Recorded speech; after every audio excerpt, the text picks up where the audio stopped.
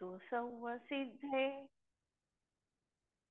ध्रुवमचल मनोवमं गदिं पत्ते वोच्छामि समय पाहुड मिनमो सुध केवली भणितं नमः समय साराय स्वानुभूत्या चकासते चिस्वभावाय भावाय सर्वभावांतरच्छिदे।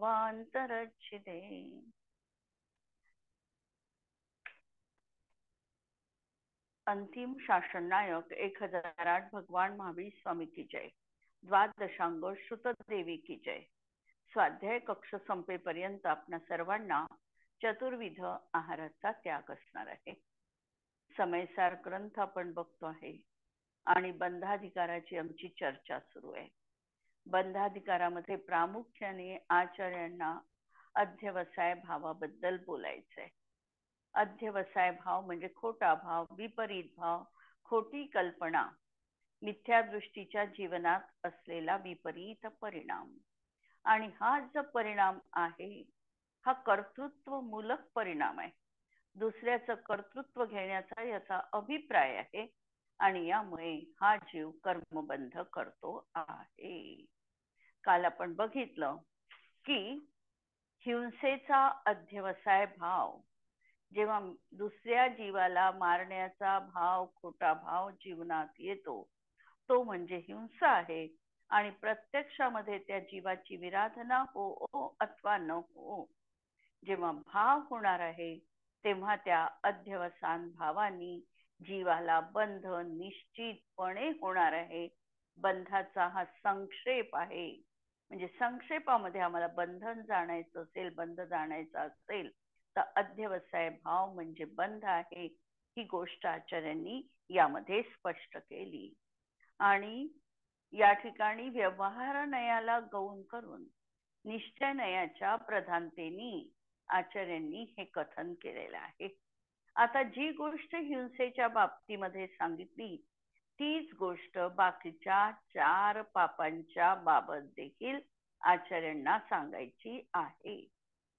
म्हणजे खोटं बोलणं, चोरी करणं, परिग्रह, अब्रह्मचर्य याबाबत देखील आचार्यांना तेच सांगायचं आहे की प्रत्यक्षामध्ये तुम्ही चोरी करा अथवा नका करू, पण चोरीचा अंतरंगामध्ये परिणाम झाला, अध्यवसाय भाव झाला, हीच तुमच्या जीवनात चोरीचा बंध झाला। खोटं बोला अथवा नका बोलू, पण खोटं बोलण्याचा परिणाम जीवनात आला तर तुम्ही बंध निश्चितपणे केलेला आहे। परिग्रह तुमच्याजवळ खूप असेल नसेल, पण परिग्रह संचयाचा केवळ भाव जरी अंतरंगात असला की मला एवढा परिग्रह प्राप्त झाला पाहिजे, प्रत्यक्षात नाहीये, आणि तरी देखील या भावामुळे त्याला बंध जीवनात होणार आहे। 5 पापांबद्दल ही गोष्ट सांगितली। त्याचप्रमाणे ज्या अहिंसा आदी पुण्यरूप क्रिया आहे, या पुण्यरूप क्रियांमध्ये देखील जर त्याचा अध्यवसाय भाव असेल, खोटा भाव असेल, तर त्यांनी देखील जीवाला बंधच होणार आहे। ही गोष्ट आचार्यांनी या ठिकाणी सांगितली।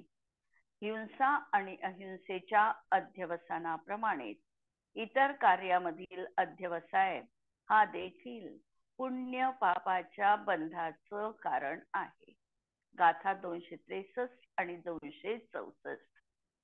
एवमलिये अदत्ते अबंभचेरे परिग्रहे चैव कीरदि अच्छवसानं जमतेन दुबच्छदे पावं सहवियसच्छेदत्ते बंभे अपरिगहत्तमणे चैव कीरदि अच्छवसानं जमतेन दुबच्छदे पुण्यम।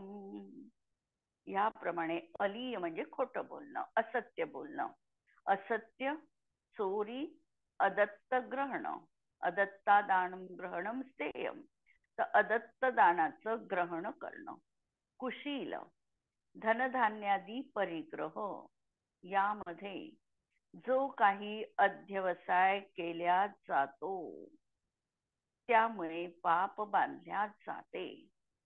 म्हणजे जसं हिंसेच्या बाबत सांगितलं आचार्यांनी की हिंसेचा अध्यवसाय परिणाम जीवनात आला त्यावेळेला एखाद्या प्राण्यांची विराधना घडो अथवा न घडो पण अध्यवसाय परिणामांनी त्याला बंध होणार आहे. हीच गोष्ट सगळ्या पापांच्या बाबतीत आणि पुण्याच्या बाबतीत देखील आम्हाला लावायची आहे. प्रत्यक्षामध्ये एखादा जीव असत्य बोलत नाही, बोलला पण नाही, त्याला भीती वाटली किंवा अजून काय झालं असेल, त्यांनी असत्य भाषण केलं नाही, परंतु मनामध्ये असत्य भाषणाचा भाव आला, हा अध्यवसाय भाव त्याला बंधासाठी पाप बंधासाठी कारणीभूत होणार आहे. चोरी करण्याचा भाव अर्थात अदत्त ग्रहण, कुणी न दिलेली वस्तू यांनी ग्रहण केली, अदत्ता ग्रहणम स्थेयम, ते अशा प्रकारे त्याचा चोरीचा परिणाम, कुशील धनधान्यादी परिग्रह यामध्ये त्याचे जे काही अध्यवसाय खोटे भाव होतात आहे त्यामुळे त्याला पाप बांधल्या जाते. आणि त्याचप्रमाणे सत्य, नंतर अचौर्य, ब्रह्मचर्य आणि अपरिग्रहामध्ये जो अध्यवसाय करण्यात येतो त्यामुळे पुण्य बांधले जाते. या ठिकाणी अध्यवसाय कशा तऱ्हेचा असणार आहे तर अध्यवसाय हा परत बाह्य कर्तृत्व मूलकच असणार आहे. मी समीचीन वागलो, खोटं बोललो नाही म्हणून त्या जीवाला कोणत्याही प्रकारचा त्याला दुःख झालं नाही, असा जो काही अध्यवसाय भाव आहे या अध्यवसाय भावाने म्हणजे या पुण्यक्रियेचं देखील कर्तृत्व घेणं आणि पापक्रियेचं देखील कर्तृत्वमूलक अभिप्राय जीवनात असणं, या दोन्हींमुळे त्याला कर्मबंध निश्चितपणे होणार आहे. अशा प्रकारे पूर्वोक्त पद्धतीने अज्ञानामुळे हिंसेमध्ये जसा अध्यवसाय करण्यात येतो तसाच असत्य, अदत्त, अब्रह्मचर्य आणि परिग्रह यामध्ये जो काही अध्यवसाय करण्यात येतो तो सर्वच केवळ पापबंधाचाच हेतू आहे. आणि अहिंसेमध्ये जसा अध्यवसाय करण्यात येतो, अहिंसेमध्ये अध्यवसाय कसा राहील की माझ्यामुळेच त्या जीवाचा जीव वाचला आहे, माझ्यामुळेच, मी सत्य बोलल्यामुळेच त्याला शिक्षा झाली नाही, मी अशा प्रकारे मी कोणाचंही घेतलं नाही म्हणून तो जीव सुखी झाला, त्याचं त्याला मी मिळवून दिलं, अशा प्रकारचा जो काही अध्यवसाय कर्तृत्वमूलक परिणाम असणार आहे, हे भाव करणं पुण्यबंधाचं कारण आहे, हे मुक्तीचं कारण नाही. ही एक देश शुद्धता नसून शुभ परिणाम आहे. शुभ परिणाम देखील जीवाला बांधल्या जाणारच आहे, परंतु त्यामध्ये देखील मिथ्यात्व ग्रसित जर हा भाव असेल तर त्यामुळे परत त्याला अशा प्रकारचा बंधच जीवनात होणार आहे. कर्तृत्वमूलक परिणाम आहे हा, आणि या अध्यवसान भावानी त्याला पुण्यबंध होणार आहे, तो पुण्यबंधाचा हेतू आहे. हिंसेमधील अध्यवसाय ज्याप्रमाणे पापबंधाचा हेतू आहे त्याप्रमाणे असत्य, अचौर्य, कुशील आणि परिग्रहामधील अध्यवसाय देखील पापबंधाचे कारण सांगितलेले आहे. आम्ही बऱ्याचदा बघतो एखादी गरीब व्यक्ती आहे, तिच्या जीवनामध्ये परिग्रह नाही, पण परिग्रह नाही म्हणून तिला परिग्रहाचा परिणाम असणारच नाही किंवा ती समाधानी आहे असा आम्ही एकांताने नियम सांगू शकत नाही. उलट एखादी श्रीमंत व्यक्ती आहे, तिच्याजवळ अतोनात परिग्रह आहे, पण परिग्रह असताना देखील परिग्रहामध्ये जी मूर्छा आहे, जी आसक्ती आहे ती असेलच असं सांगता येत नाही. एखादा कफल्लक व्यक्ती पूर्ण जगाचा स्वामी होण्याचा त्याचा परिणाम असू शकतो.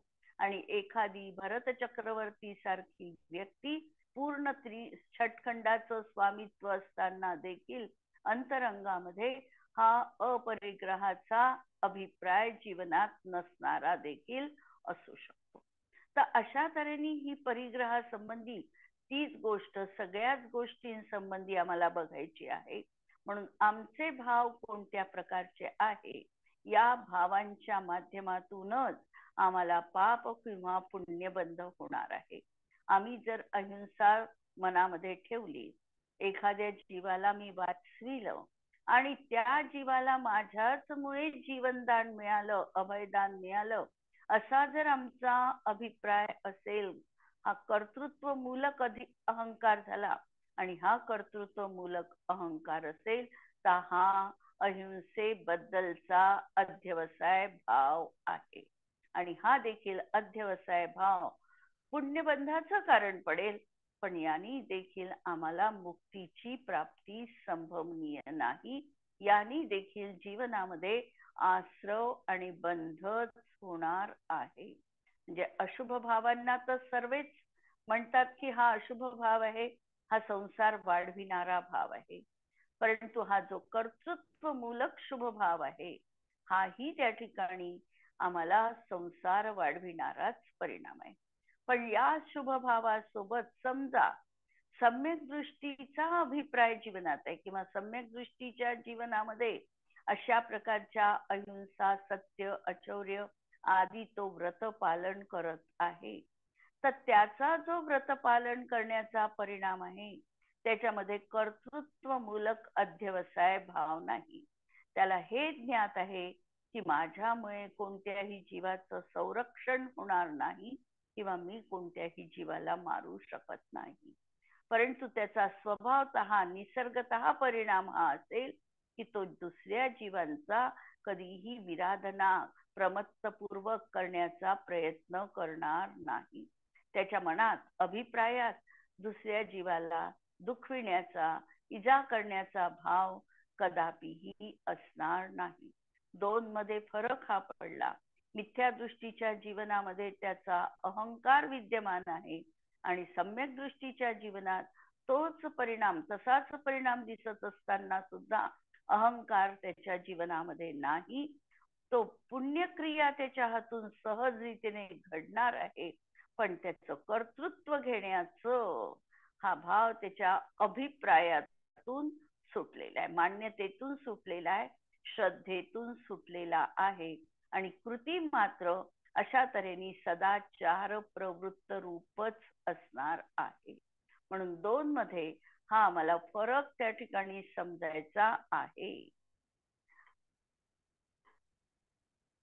म्हणून अहिंसा विषयक अध्यवसाय जसा पुण्यबंधास कारण आहे, तसा सत्य, अचौर्य, ब्रह्मचर्य आणि अपरिग्रहामधील अध्यवसाय पुण्यबंधास कारणीभूत आहे.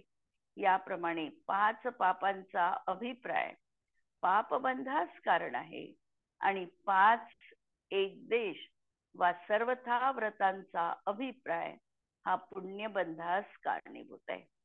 पुण्यबंध आणि पापबंध दोहोंमध्ये अध्यवसाय मात्र बंधाचे कारण आहे.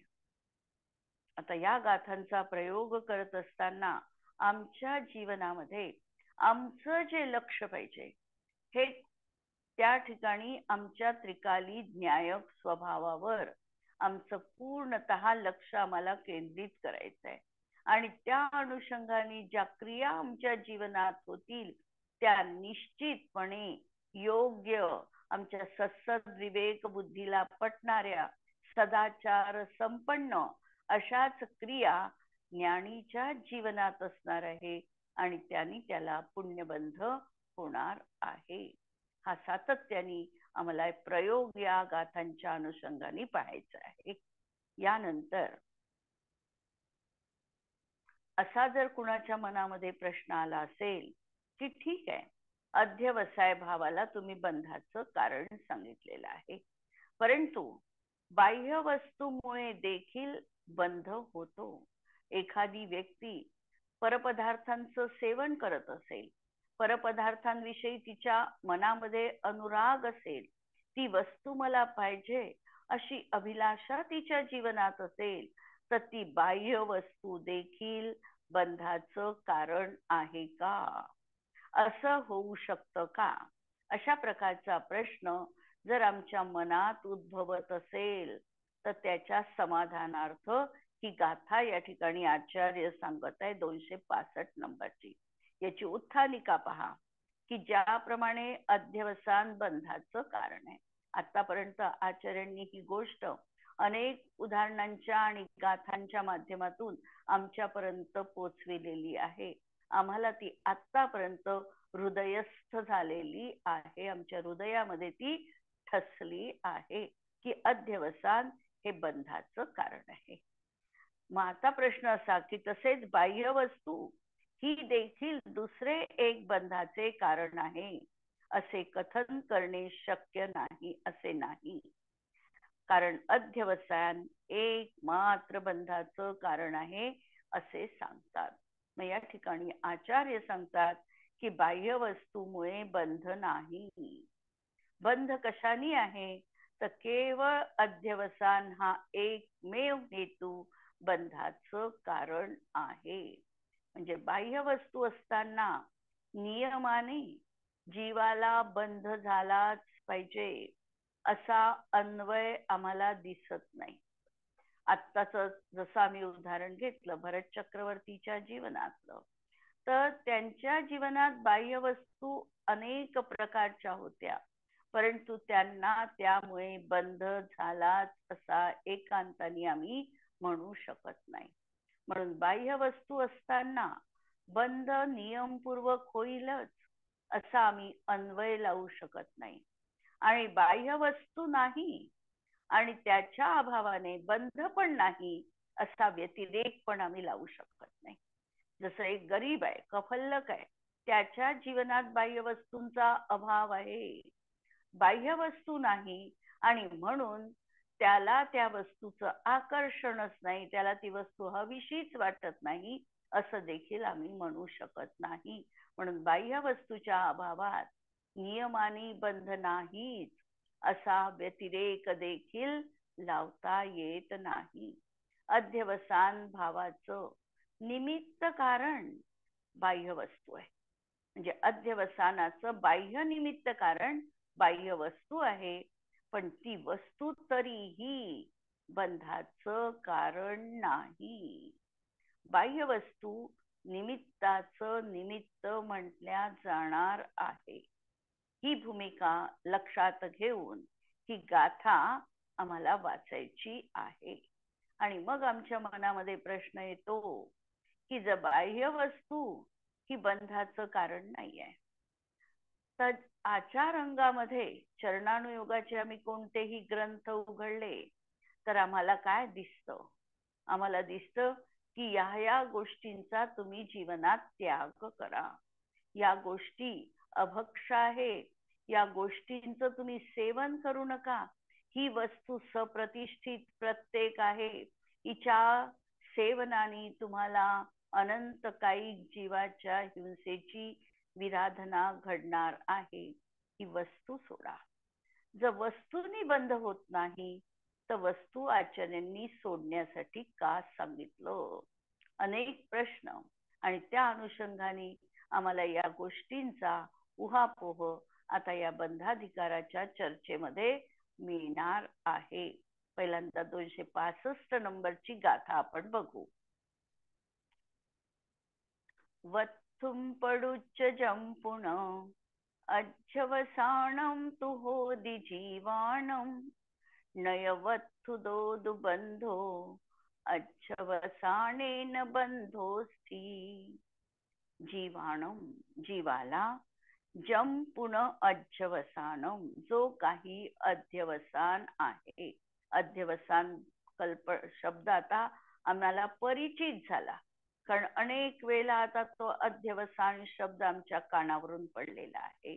आणि अध्यवसानाचा अर्थ आहे खोटा भाव, विपरीत मान्यता, मिथ्या कल्पना, म्हणजे अध्यवसान भाव.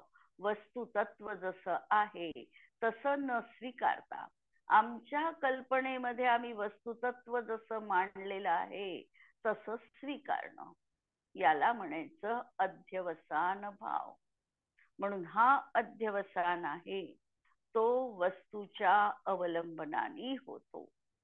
हा जो काही अध्यवसान भाव होतो आहे हा वस्तूच्या अवलंबनाने, त्याच्यासाठी बाह्य वस्तू देखील त्या ठिकाणी कारणीभूत आहे.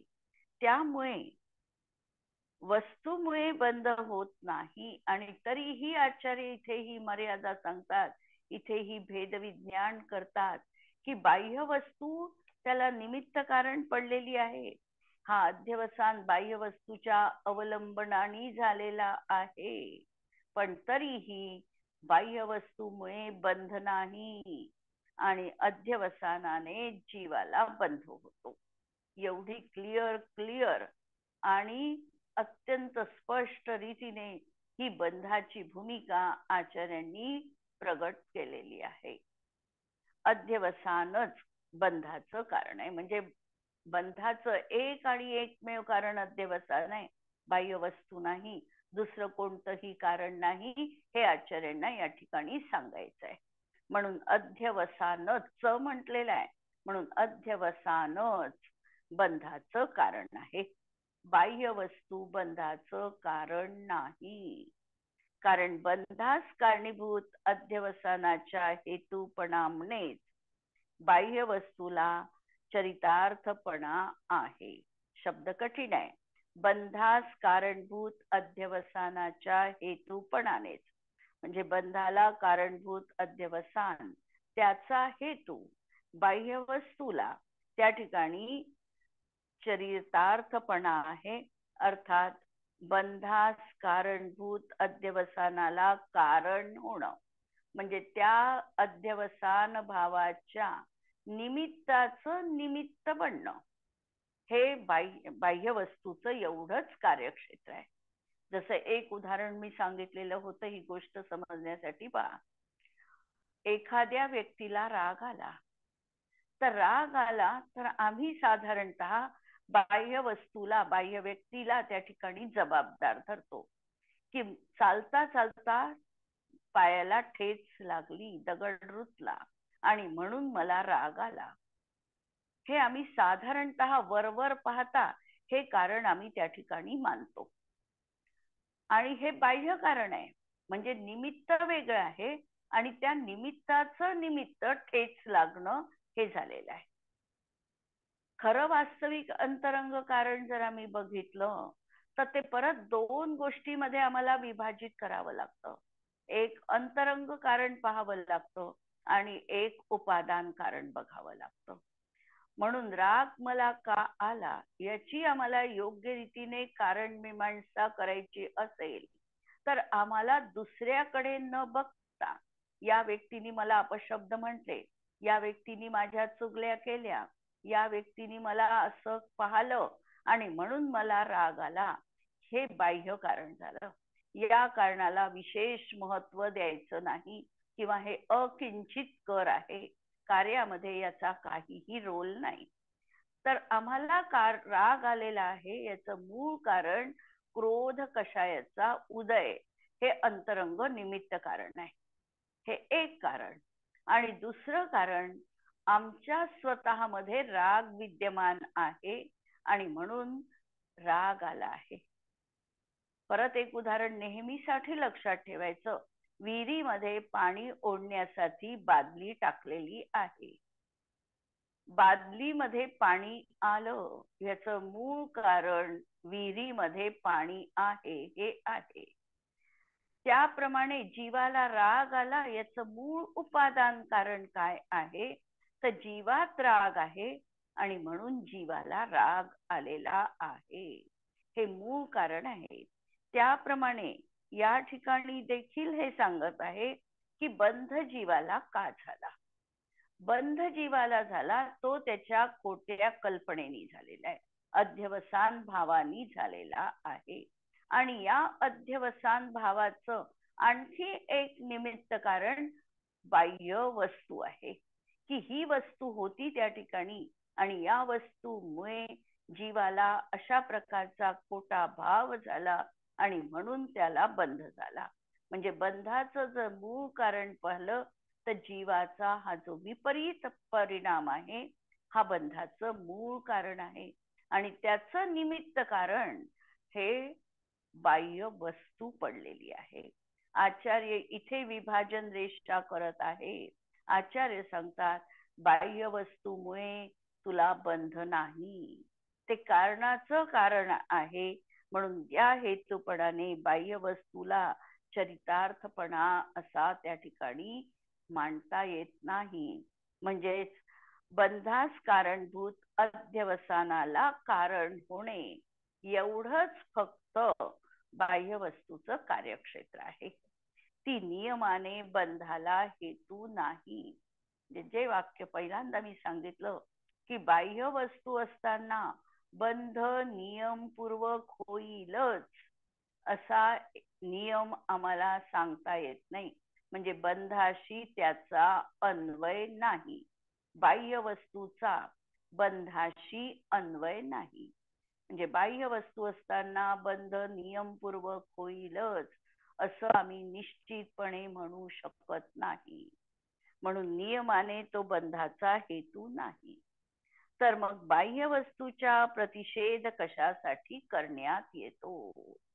मग परत मनामध्ये प्रश्न आला की बाह्य वस्तूच बंधाचं कारण नाही आहे, तर बाह्य वस्तूचा नेहमी निषेध केला जातो की परिग्रह परिमाण करा, नंतर स्वदार संतोष व्रत जीवनामध्ये स्वीकारा, किंवा हितमित प्रिय वचन बोला, कुणीही दिल्याशिवाय वस्तू घेऊ नका, हे जे काही आम्हाला सांगितलेलं आहे याचा संबंध तर बाह्य वस्तूंशी आहे. मग असा बाह्य वस्तूंचा त्याग का करायला सांगतात? किंवा अभक्ष भक्षण करू नका, 22 तऱ्हेचे अभक्ष सांगितलेले आहे, याचं भक्षण करू नका. किंवा सप्रतिष्ठित वनस्पती असेल तरीही ही सेवन करण्यायोग्य नाही. पाणी आहे ते जलगालन पूर्वकच आम्ही उपयोगी आणलं पाहिजे. अग्नीची म्हणजे अग्निकायिक जीवांची देखील विनाकारण हिंसा करू नये. हे जे सगळे आम्हाला बाह्य वस्तूच्या संबंधामध्ये असा प्रकारचा आम्हाला मर्यादा का टाकल्या किंवा याचा निषेध कशासाठी करण्यात आला? साहजिकच हा प्रश्न आलेला आहे.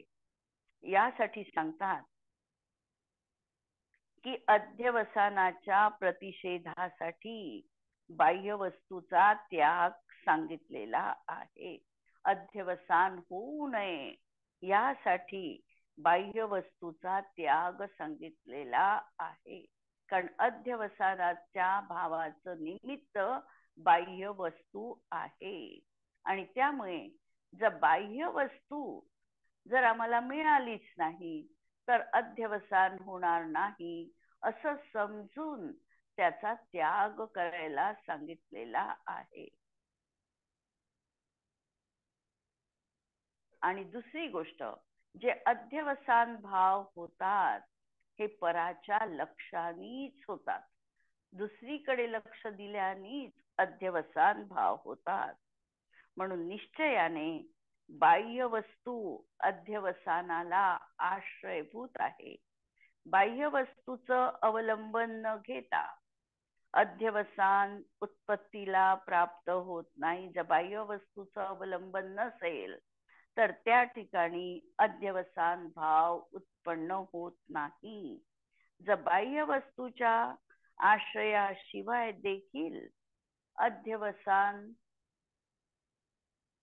उत्पन्न होतील तर ज्याप्रमाणे वीर जननीच्या मुलाच्या आश्रयाचा सद्भाव असताना त्याच्या आश्रयाने वीर जननीच्या मुलाला मी मारतो असा अध्यवसान उत्पन्न होईल, त्याचप्रमाणे आश्रयभूत वंध्येच्या मुलाचा सद्भाव नसताना देखील त्याच्या आश्रयाने वंध्येच्या मुलाला मी मारतो असा अध्यवसाय होईल. परंतु असा अध्यवसाय मात्र उत्पन्न होत नाही. दोन गोष्टी या ठिकाणी सांगितल्या. वंध्येच्या मुलाला मी मारतो. आता आम्हाला जेव्हा वंध्या म्हटली जाते, वंध्या म्हणजे जिला पुत्रच नाही, ती स्त्री वंध्य स्त्री म्हटल्या जाते. आता कुणाच्याही मनामध्ये वंध्य स्त्रीला मुलगाच नाही आहे तर मुलाला मारण्याचा भाव पण होणार नाही. म्हणून अध्यवसानाला उत्पन्न करण्यासाठी बाह्य निमित्त कारण त्या ठिकाणी अवश्यपणे पाहिजेच पाहिजे, आणि तो भाव त्याच वेळेला उत्पन्न होणार आहे. जसं एखाद्या स्त्रीला वीरजननी आहे, वीरजननीच्या मुलाला मी मारतो, हा भाव उत्पन्न होऊ शकतो. कारण तिने एका पुत्राला, वीरपुत्राला जन्म दिलेला आहे. वीरपुत्राला जन्म दिलेला आहे म्हणून ती वीरजननी बनलेली आहे. त्या अनुषंगाने वीरजननीच्या पुत्राला मी मारतो असा भाव उत्पन्न होणं साहजिक आहे.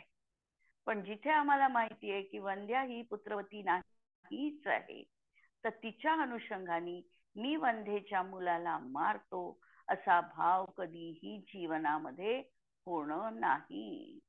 या ठिकाणी हे सांगायचं आहे आचार्यांना याच्यातून की अध्यवसानाच्या निषेधासाठी, कारण अध्यवसान हे भाव पराच्या लक्षाने होतात, म्हणून त्या बाह्य वस्तूचा देखील निषेध केला गेला आहे.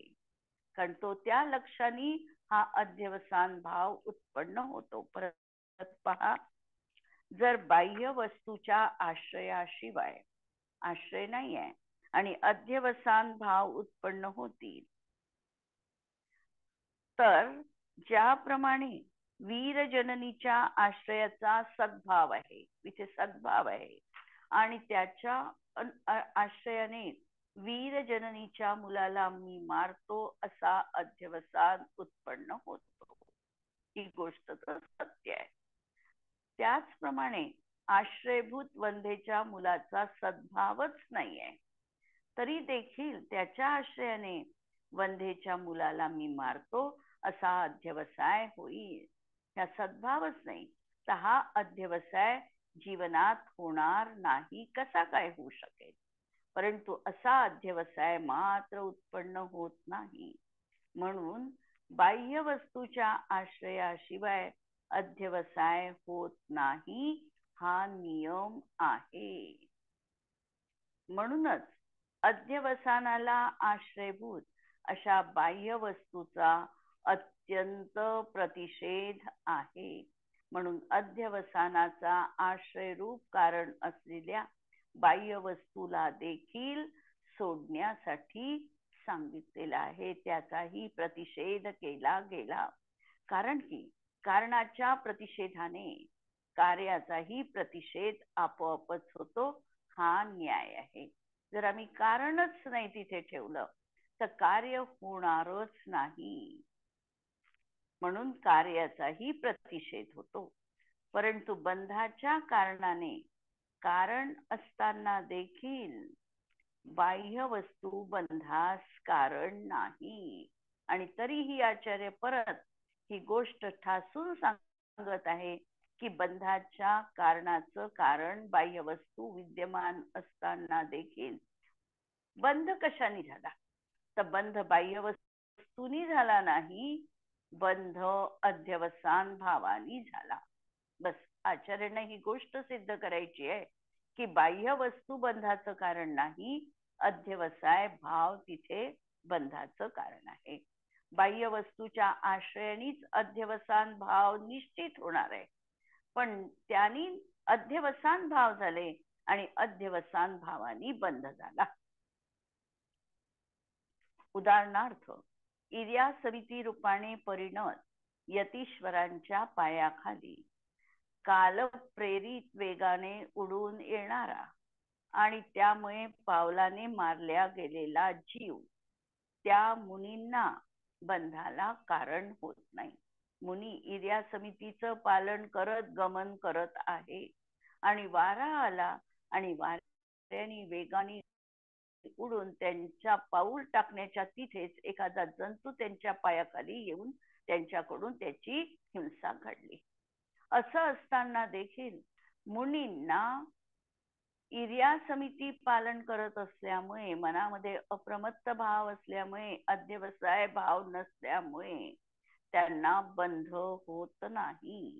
कारण बंधाच्या कारणाचं कारण अशी बाह्य वस्तू आहे, पण ती बाह्य वस्तू बंधास कारण नाही.